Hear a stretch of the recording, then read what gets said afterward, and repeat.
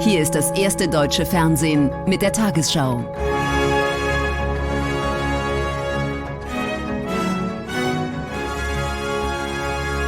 Heute im Studio Linda Zerwakis. Guten Abend, meine Damen und Herren, ich begrüße Sie zur Tagesschau.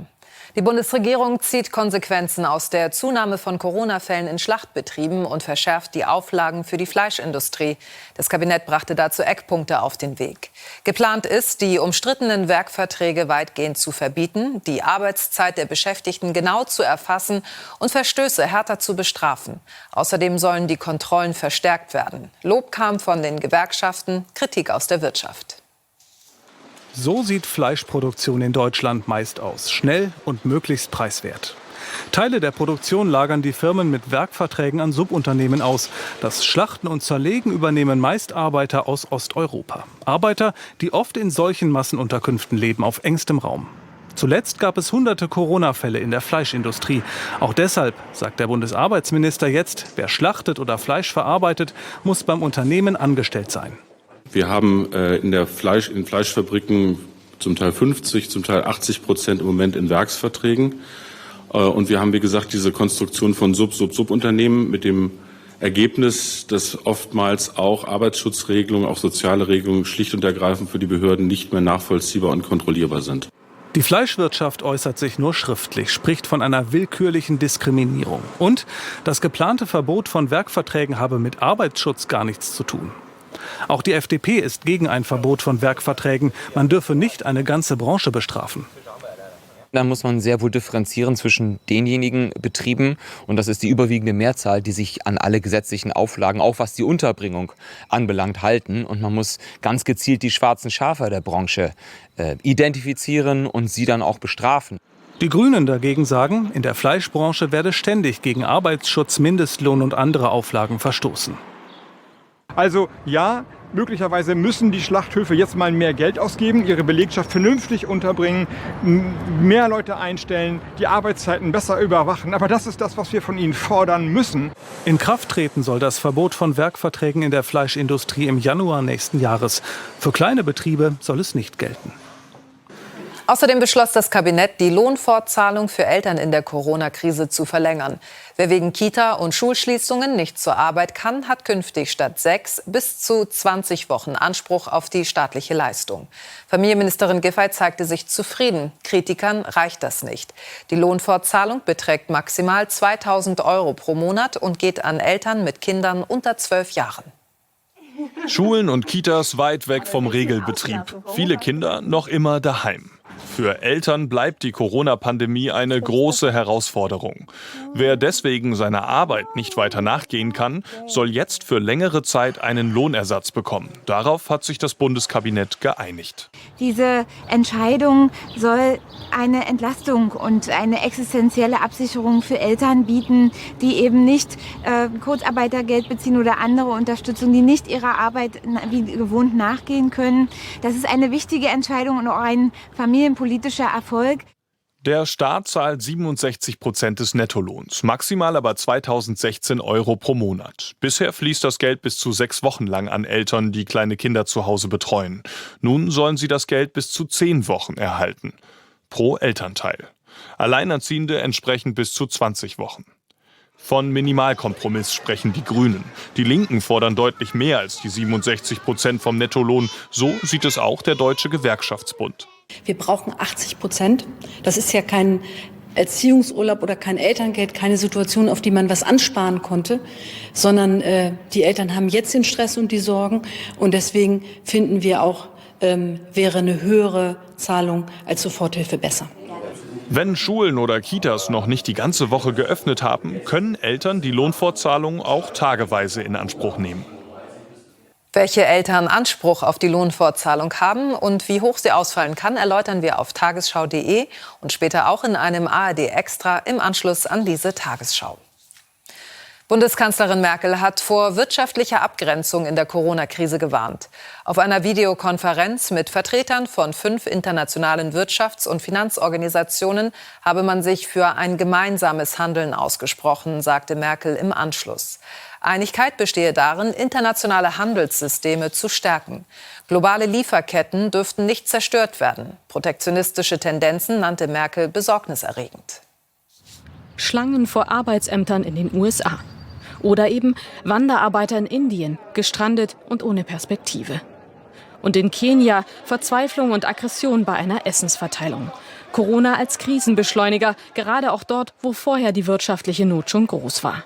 Die Lage bei den anderen betrifft auch Deutschland als Exportnation, sagen Experten und betonen die deutsche Vorreiterrolle. Wir müssen in Deutschland dafür sorgen, dass der Welthandel weiter funktioniert. Protektionismus würde die Krise verlängern und erschweren. Wir müssen mithelfen, die größten Schuldenprobleme bei Entwicklungsländern abzufangen. Da ist wahrscheinlich ein Schuldenschnitt notwendig. Da muss Deutschland mitgehen. Auch das heute Thema in der Videoschalte der Kanzlerin mit den großen internationalen Handels- und Finanzorganisationen. Bei der Entwicklungszusammenarbeit solle nicht gekürzt werden. Weitere Hilfen seien denkbar, erklärt die Kanzlerin danach und betont, die Krise zeige, dass Abschottung keine Lösung sei. Deshalb ist die Stärkung des internationalen Handelssystems von großer Bedeutung. Das heißt nicht, dass wir nicht vielleicht in einigen Bereichen mehr diversifizieren müssen. Aber die Antwort auf die Pandemie kann mit Sicherheit nicht sein, alle internationalen Lieferketten jetzt zu renationalisieren. Der Handel über Grenzen hinweg, auch als Basis für die Armutsbekämpfung, gerade in Zeiten von Corona. Konkrete neue Maßnahmen wurden heute nicht vorgestellt. Der Kabinettsausschuss gegen Rechtsextremismus hat heute seine Arbeit aufgenommen. Er war nach einer Serie von rassistischen und rechtsextremen Anschlägen wie in Halle und Hanau gegründet worden, um solche Taten in Zukunft zu verhindern. Bundesinnenminister Seehofer kündigte bis zum Herbst einen konkreten Maßnahmenkatalog an. Dazu sollen auch Vertreter von Migrantenorganisationen und der Wissenschaft angehört werden. Halle, Oktober 2019. Nur die stabile Holztür der Synagoge stoppt die Mordpläne eines Antisemiten. Im Juni erschießt ein Rechtsextremist den hessischen Kommunalpolitiker Walter Lübcke. Und vor 3 Monaten tötet ein rassistischer Mörder in Hanau 9 Menschen und seine Mutter. Rechtsextremismus bedrohe die Sicherheit derzeit am stärksten, betont Innenminister Seehofer. So hätten 93% der antisemitischen und 90% der islamfeindlichen Straftaten einen rechtsextremen Hintergrund. Das runterzufahren, zu vermeiden, das ist jetzt die große Aufgabe. Und deshalb ist das Thema Rassismus auch zu einer echten Chefsache geworden. Also auf Kanzlerebene mit den Ministern. Null Toleranz gegen Rechtsextremisten, Vereinsverbote und mehr Prävention. Die Regierung habe mit dem Kabinettsausschuss den Ernst der Lage erkannt, so der Zentralrat der Juden. Ich denke, er zeigt zum einen den Stellenwert, den das Thema hat. Er zeigt auch, dass man von staatlicher Seite in keiner Weise gewillt ist, solche Vorgänge auch nur andeutungsweise zu akzeptieren, sondern sich aktiv dagegen stellen will. Familienministerin Giffey will außerdem ein Demokratiefördergesetz auf den Weg bringen. Es wird darum gehen, wie wir rechtliche Rahmenbedingungen für Demokratieförderung anpassen können, verbessern können, aber auch strukturelle Fragen von Demokratieförderung, von Kampf gegen Hass und Hetze. Im August wollen sich die Minister mit Migrationsverbänden und Vertretern der Zivilgesellschaft treffen. Im Oktober dann einen Maßnahmenkatalog vorlegen.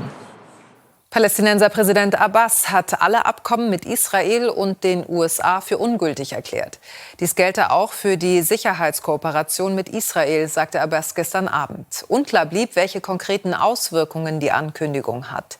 Hintergrund ist der Plan der neuen israelischen Regierung von Premierminister Netanyahu, weite Teile des Westjordanlandes zu annektieren. Die umstrittenen Gebiete. Die jüdischen Siedlungsblöcke und das Jordantal im von Israel besetzten Westjordanland will Israels Premier Netanyahu annektieren. Mit harten Konsequenzen droht nun Palästinenserpräsident Abbas. Denn die Palästinenser beanspruchen das gesamte Westjordanland für ihren angestrebten unabhängigen Staat. Die palästinensische Befreiungsorganisation und der Staat Palästina sind ab heute nicht mehr an Verträge und Vereinbarungen mit den Regierungen der USA und Israel gebunden, sowie den Verpflichtungen daraus, einschließlich der Sicherheitsvereinbarungen. Sprich, Abbas will auch die wichtige Zusammenarbeit zwischen palästinensischen und israelischen Sicherheitskräften im Kampf gegen Terrorismus beenden. Allerdings bis jetzt hat er dies nicht getan. Auch die palästinensische Wirtschaft hängt maßgeblich von Abkommen mit Israel ab. Und auch hier laufen entgegen Abbas' Ankündigung die Geschäftsbeziehungen erstmal weiter. Netanyahu beruft sich bei seinen Annexionsplänen auch auf den Nahostplan von US-Präsident Trump. Doch da mache er es sich zu einfach, meinen Sicherheitsexperten. Die Trump-Regierung will keine einseitige Annexion jener Gebiete, sondern sieht diesen Schritt nur im Rahmen von Verhandlungen mit den Palästinensern vor. Auffällig ist, dass in den Leitlinien der neuen israelischen Regierung Netanyahus Annexionspläne nicht mehr erwähnt sind. Es ist also fraglich, ob seinen Wahlversprechen wirklich Taten folgen. Ähnliches gilt für Abbas. Bereits in der Vergangenheit hat er mit dem Ende der Abkommen gedroht, ohne dies wahrzumachen. US-Außenminister Pompeo betonte heute, dass er mit beiden Seiten weiter an einer Friedenslösung arbeiten wolle.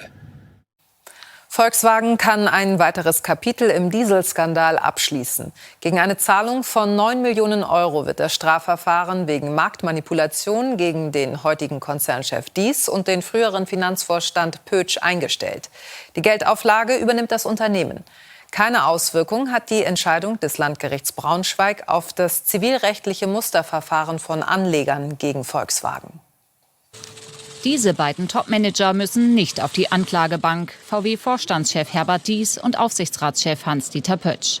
Zwar hatte die Staatsanwaltschaft in Braunschweig nach jahrelangen Ermittlungen Anklage gegen die beiden erhoben, aber das zuständige Landgericht eröffnet kein Gerichtsverfahren. Die mutmaßliche Schuld von Diess und Pötsch sei zu gering.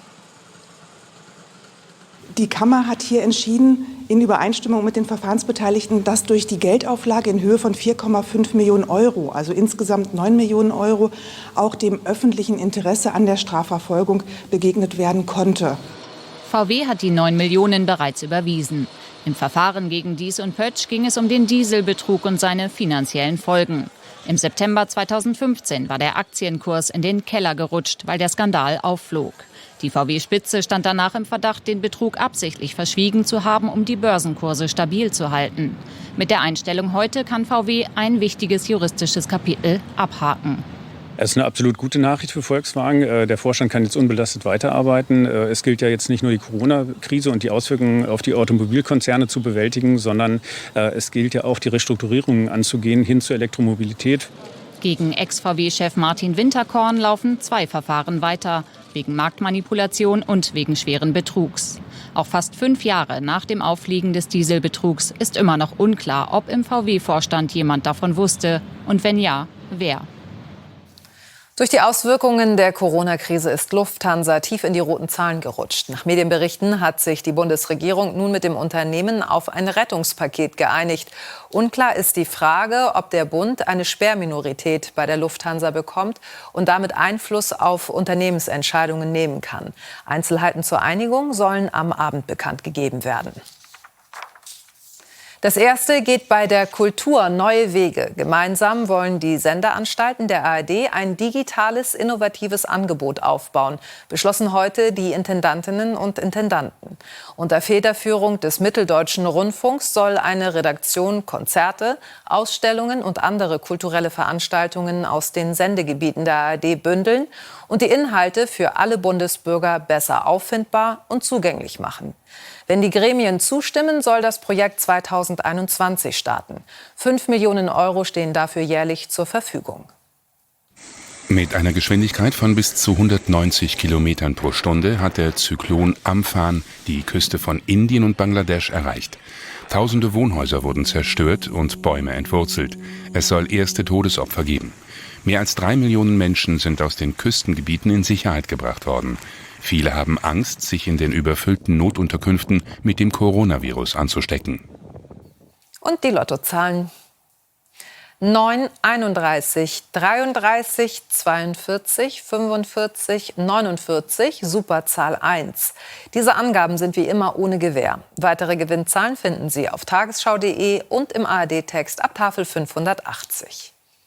Und nun die Wettervorhersage für morgen Donnerstag, den 21. Mai.